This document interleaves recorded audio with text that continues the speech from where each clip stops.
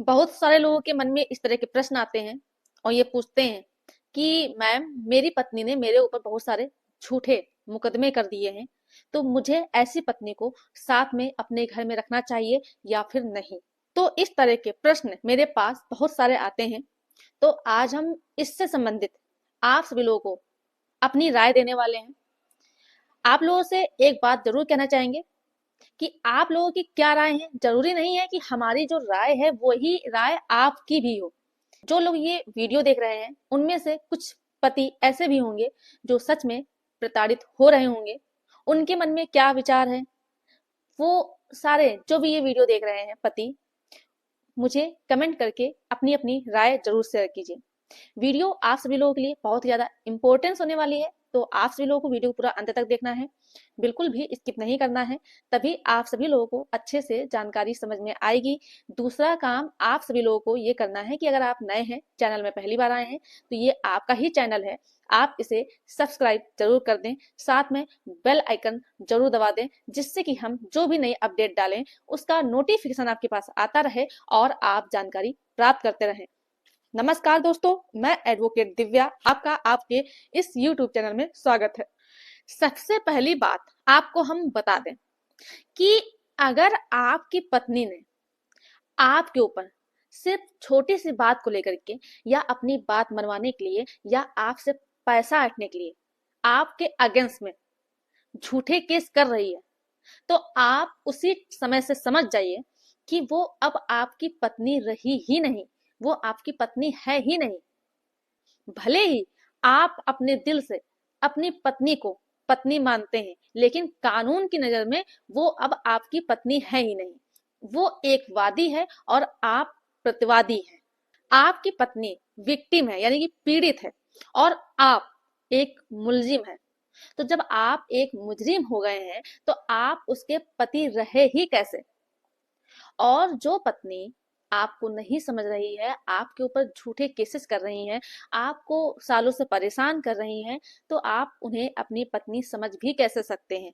क्योंकि एक अच्छी पत्नी अपना परिवार देखती है, वो सिर्फ अपनी बात पे नहीं अड़ी रहती है। वो सोचती है हमें अपने परिवार को लेके चलना है, इनके साथ में रहना है और अच्छे से जीवन बिताना है। मैं आप सभी लोगों को हर वीडियो में बताती हूँ और इस वीडियो में बता देना चाहती हूँ कि मैं सारी पत्नियों की बात नहीं कर रही हूँ और ना ही मैं सारे पतियों की बात कर रही हूँ।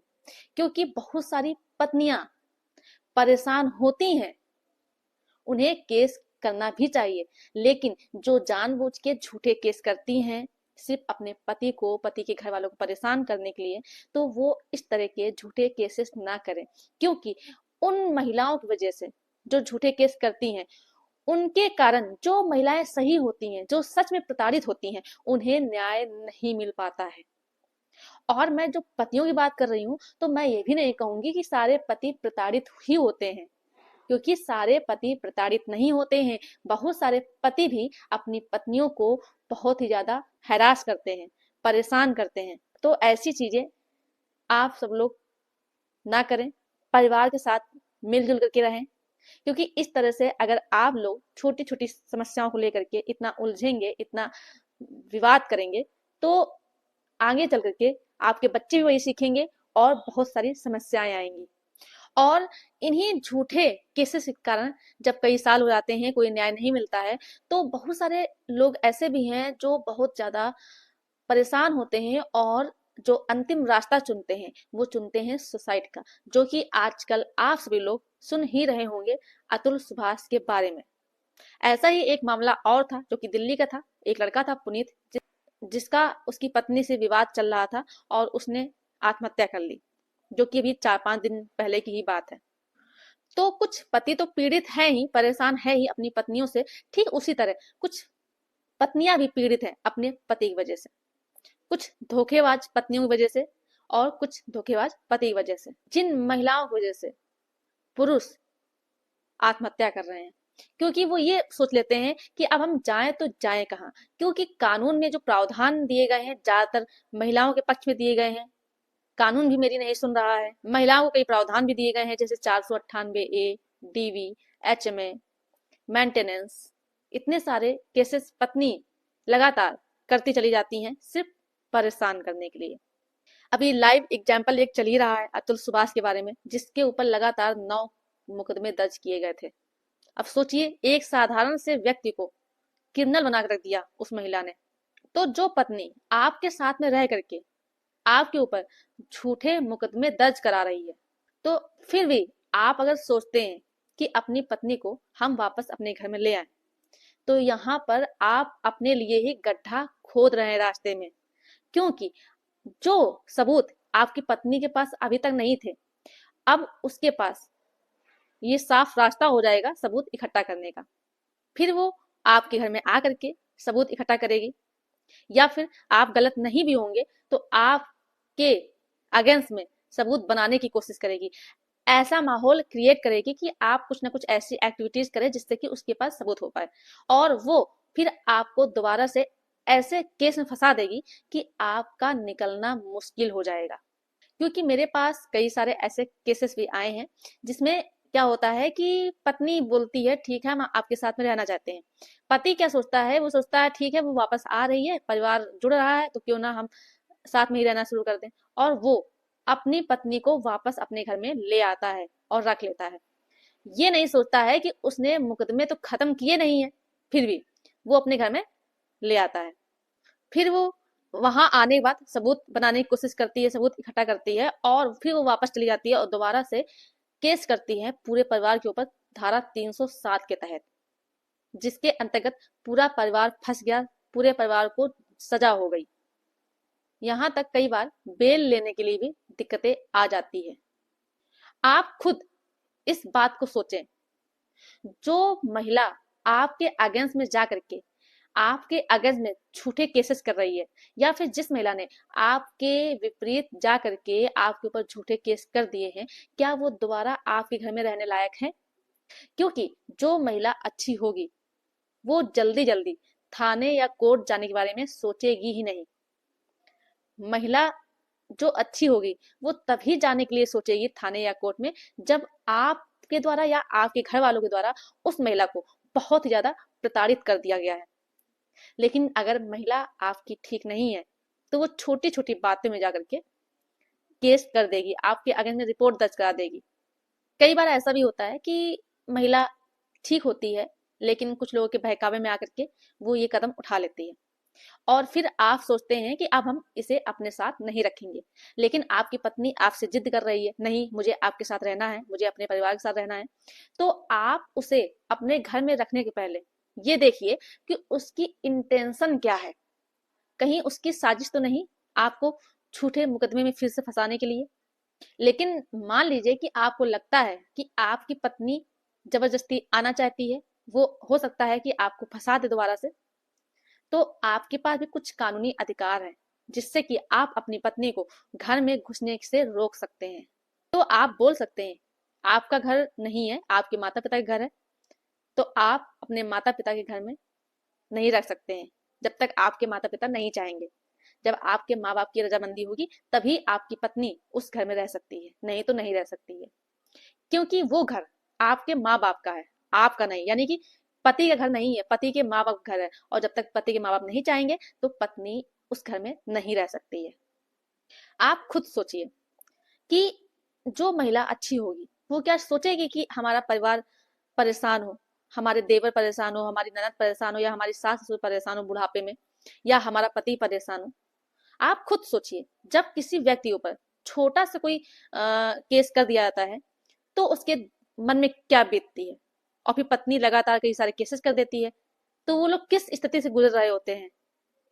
तो ये पत्नियां नहीं सोचती हैं जो गलत होती हैं। वो केवल क्या करती हैं कि अपनी बात मनवाने के लिए, पैसा हटने के लिए, वो जोश में आकर के झूठे केसेस कर देती हैं। वो सोचती हैं कि हम केसेस कर देंगे तो जब वो परेशान होंगे तो हमारी बात मान लेंगे। फिर इतना सब करने के बाद पति जब मना करता है कि मुझे इस पत्नी को नहीं रखना है, तो फिर वो क्या बोलती हैं सबसे कि भाई मेरा पति मुझे अपने साथ रख ही नहीं रहा है। तो भाई क्यों रखे, जब आप बेवजह बिना किसी कारण के अपने पति को, पति के घर वालों को परेशान कर रही हैं, तो वो पति आपको क्यों रखेगा? आपका कहीं और अफेयर चल रहा है, आप जबरदस्ती अपनी बात मनवाना चाहती हैं, आप अपने पति से पैसा हटना चाहती हैं, तो आपका पति आखिर आपको क्यों रखे? आप खुद सोचिए, अगर यही स्थिति आपके भाई के साथ हुई होती तो आपको कैसा लगता? तब क्या आप अपनी भाभी को रखने के लिए बोलती? तो जैसा आपका भाई है वैसे आपका पति भी किसी का भाई है, किसी का बेटा है, वो भी एक इंसान है। तो जब तक आपको परेशान ना किया जाए तो आप लोग झूठे केस ना करें अपने पति के ऊपर, या फिर पति जबरदस्ती पत्नी अच्छी है तो उसे ज्यादा परेशान ना करें, उसको ज्यादा हैरास ना करें। दोनों लोग आपस में प्रेम के साथ साथ में रहें, और छोटी छोटी जो बातें होती हैं उसे आपस में ही सुलझाने की कोशिश करें। तो जो महिलाएं झूठे केसेस करती हैं वो खुद अपने आप से सोचे कि अगर आपके भाई की बीवी केस कर दे आपके भाई के ऊपर, आपके घर वालों के ऊपर, तो क्या बीतेगी उनके ऊपर। ऐसे ही आप जब अपने पति के ऊपर, अपने पति के घर वालों के ऊपर झूठे केस कर रही हैं, पूरे परिवार को फंसा रही हैं, तो वो क्या आपको दोबारा से घर में रखेगा, या आप ही अपनी भाभी को अपने घर में दोबारा रखेंगी? क्या वो मान सम्मान देंगी? नहीं देंगी। और जो भी आपने लिखवाया है वो सारी चीजें गलत लिखवाई हैं।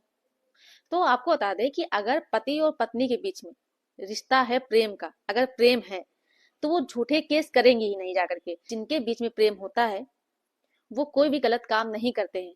वो आपस में कोई भी छोटी बात होती है तो उसे सुलझाने की कोशिश करते हैं, ना कि एक दूसरे को परेशान करने के बारे में सोचते हैं। तो चाहे पति हो या पत्नी हो, ये आप लोगों को खुद डिसाइड करना है। आपका पार्टनर आपके ऊपर केसेस कर रहा है, वो दोबारा आना चाहता है, तो आपको उसे रखना है या फिर नहीं। क्योंकि हमने अपनी राय दी है, मेरा किसी के लिए ये राय नहीं है कि नहीं अपनी पत्नी को नहीं रखना है या अपने पति को दोबारा नहीं रखना है, साथ में अलग रहना है।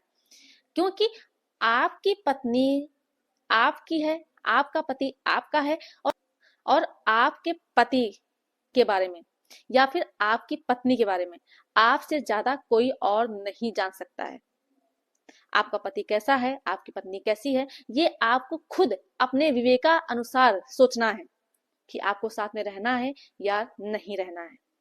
कोशिश तो यही करें कि आप पति पत्नी कोई भी छोटी बात हो, पहले आप देखिए कि आपके पार्टनर का मूड कैसा है। जब आपको लगे कि आपके पार्टनर का मूड ठीक नहीं है तो उस टाइम बात ना करें, क्योंकि जब उस टाइम आप बात करते हैं तो वो पार्टनर जो होता है वो गुस्से में होता है, और जब आप बात शुरू करते हैं, उसी विवाद को शुरू करते हैं, तो बात और आगे बढ़ जाती है। फिर गुस्से में आप लोगों के मुंह से क्या निकल जाए, आप लोग क्या कर दे, कुछ भी समझ में नहीं आता है। तो आप देखिए कि जब ये विवाद हुआ है तो आपके पार्टनर का उस टाइम माइंड कैसा था। फिर इसके बाद आप थोड़ी देर के बाद, जैसे सुबह विवाद हुआ है तो आप शाम को बात कीजिए, या शाम को विवाद हुआ है तो आप सुबह फ्रेश माइंड में बात कीजिए, और जो छोटी बात है उसे सुलझाने की कोशिश करें, और अपने परिवार के साथ अच्छे से रहें। क्योंकि एक बात आपको बता दें कि परिवार चाहे कितना भी अच्छा हो, चाहे आपस में कितना ही प्रेम हो, लेकिन हर घर में कभी ना कभी कोई छोटी बात तो हो ही जाती है। लेकिन जो समझदार व्यक्ति होते हैं वो छोटी सी बात को लेकर के अपना रिश्ता नहीं बिगाड़ते हैं या पुलिस थाने तक नहीं जाते हैं। वो अपने रिश्ते को बचाने के लिए, अपने परिवार को बचाने के लिए, जो आपस में प्रेम करते हैं, वो घर में ही मामले को सुलझाने की कोशिश करते हैं और आगे बढ़ते हैं। तो यही काम आप सभी लोगों को करना है, चाहे वो पति हो चाहे पत्नी हो।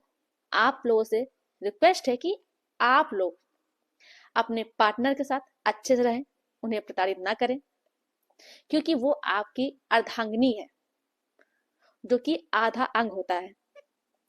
अगर आपने अपने पार्टनर को परेशान किया तो आपकी पूरी लाइफ ही बर्बाद होनी है, कोर्ट कचहरी के चक्कर लगाने हैं, आपके बच्चों की लाइफ बर्बाद होनी है, और आपकी तो होनी ही होनी है। तो ऐसा ना करें, आपस में मिलजुल करके रहें, अच्छे से प्रेम के साथ अपना जीवन यापन करें। तो ये थी हमारी राय। उम्मीद है कि आप लोग अच्छे से रहेंगे, अपना परिवार देखेंगे, कोई भी छोटी सी बात होगी तो आपस में समझाने की कोशिश करेंगे। अगर मेरे द्वारा दी गई जानकारी आप लोगों को पसंद आई हो तो वीडियो को लाइक जरूर कर दें, ज्यादा से ज्यादा लोगों को शेयर कर दीजिए, और अभी भी अगर आपने चैनल को सब्सक्राइब नहीं किया है तो ये आपका ही चैनल है, आप इसे सब्सक्राइब जरूर कर दें। धन्यवाद।